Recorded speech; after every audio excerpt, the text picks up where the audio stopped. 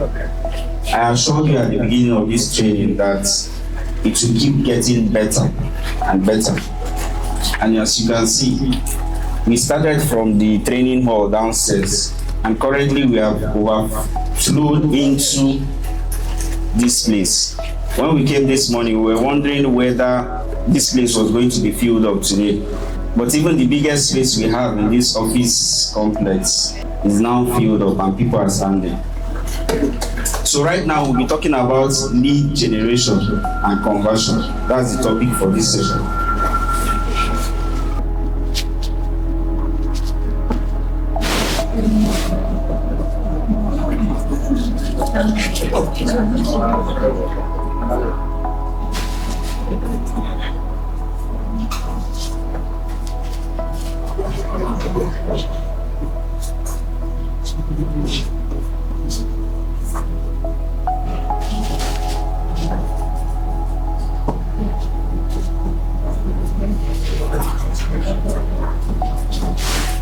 This is what I was looking for. You cannot call somebody a lead if you don't have the person's contact. Is that okay? And the contact here is not the person's phone number. You can have the person's email address. You can have just any basic information that gives you access to be able to reach that person tomorrow. That's what makes a lead. What makes a lead is contact. Without contact, you can't reach out to the person tomorrow. You can't talk about conversion. So contact is the first thing that makes a passerby a lead. If you go out, for instance, to Spa and you're sharing flyers, you can't count those people you're sharing flyers to the people collecting without giving you your phone number. You can't count them as leads. The people you have as leads are the people whose contact you've been able to collect. Is that okay? And there are two types of leads. Number one type of lead is marketing qualified leads. MQLS. Marketing qualified leads. Types of leads. Number one, marketing qualified leads. These are the people who have engaged with your marketing efforts, but they are not yet ready. Another one for marketing qualified leads is cold leads. Cold, COLD. So when you have contacts of people, the right thing to do is to qualify them. Is that okay? The process of qualification is simply you classifying them into the different categories they fall into. There are some people you meet now. In the process of collecting their phone number, you already know within yourself that this person is interested in buying property. Is that correct? Are you following me? You already know that this person is interested in buying property. Then there are some other people you meet. The person is still indifferent. He has not decided whether he's going to buy or not. He's just giving you the number because maybe you're a girl, he likes your face. Or you're a guy and he has seen the effort you put into trying to collect that number. Are you getting my point? That's for physical marketing, for instance. And then over social media, you need to use what we call a form to qualify your leads. Now, for the second type of lead, we have sales qualified leads. So we've already explained what marketing qualified leads is, right? This is the type of lead where the person is indifferent, but maybe sometime in the future, the person will still get to buy. But for now, you're not sure whether he's buying or not. Then sales qualified leads are those leads that you call hot leads. Those are the people that you meet. And when you're talking to them, for instance, maybe you meet them physically at Obara Square or Spa or wherever. As you're talking to them about real estate, they are asking you questions. They are trying to know more. Okay, this Wonderland that you're selling, you said it's 3.550. If I buy two, will there be a discount? Are you getting my point? You're already knowing that this person is qualifying as a sales qualified lead. So these are the two types of leads. Now, for you to generate leads, especially on social media, there's something called a funnel. You know what a real funnel is, right? A funnel is what captures any substance and then channels it through a smaller hole into another bigger container. So basically what a funnel does is that a funnel is designed to capture those leads, including the ones that are just marketing qualified. That's the old ones that might not buy from you in the next 1 year. And the hot leads, that's the sales qualified leads, is a funnel that will help you to filter them. Is that okay? Now, and lead generation funnel consists of 5 things. It consists of 5 things. Number 1 is awareness. Number 1 of these 5 things is awareness. This is the point where a potential customer discovers your business through a search, an advert, or a social media post. Number 1 is awareness. Number 1 I said is what? Awareness. That's also the same thing as discovery. I hope you know that even people who chat you up on social media, they also qualify as leads. Are you aware? Maybe you make a post on Facebook, for instance, and then somebody writes you.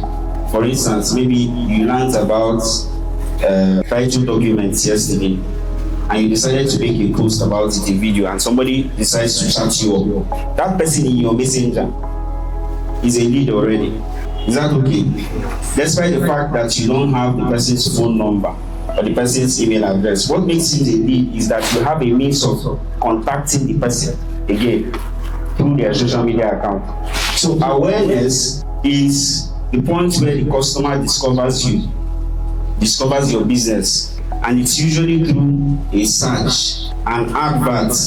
We'll talk about adverts, and if time permits, we'll practically run an ad here using Facebook, for instance. A potential customer gets to discover you through a search, ad, or social media post. Number 2 aspect of a lead generation funnel is interest. Interest is the same thing as engagement. Have you noticed a situation where sometimes you follow some of these people who are so deep into marketing? Maybe you follow somebody on Instagram today, and tomorrow morning the person is already writing you a message. Have you experienced anything like that? Yes. That's because the person has discovered that you are interested in what they have to offer. Is that okay? It's because the person has discovered that you have interest in what they have to offer. So the second aspect is interest. Anybody who engages with your content, be it a blog post, a video, or a social media post, is interested in what you have to offer. So sometimes when you make a post and you have 2-3 likes, you should not ignore those people that liked it. They are potential clients, but the fact that they liked it means that they saw it, is it not?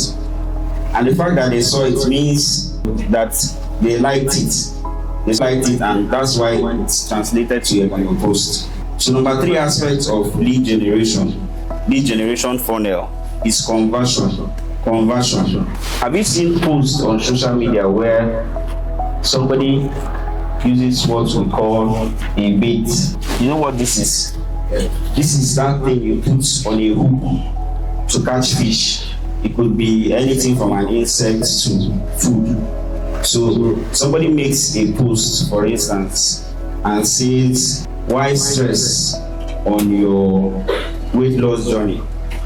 I have a therapy that can help you to lose belly fat in 2 days, or in 2 weeks, or in 1 week. And then you show interest. First of all, it has come to your awareness. You show interest, and then we move to conversion. The moment you show interest, they will ask you to fill a form. Have you seen something like that?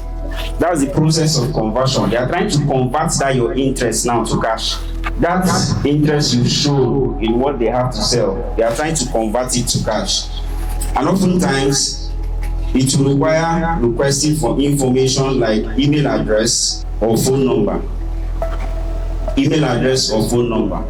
Any contact information that can be used to follow up. Number 4 aspect of lead generation funnel is nurturing. You already know what this one means now. It's a process of, getting to explain to somebody what you're selling. You're trying to nurture the person. Just like you train a child. If you meet a fine girl that you like here now, you can't get married to her this Saturday. Are you aware?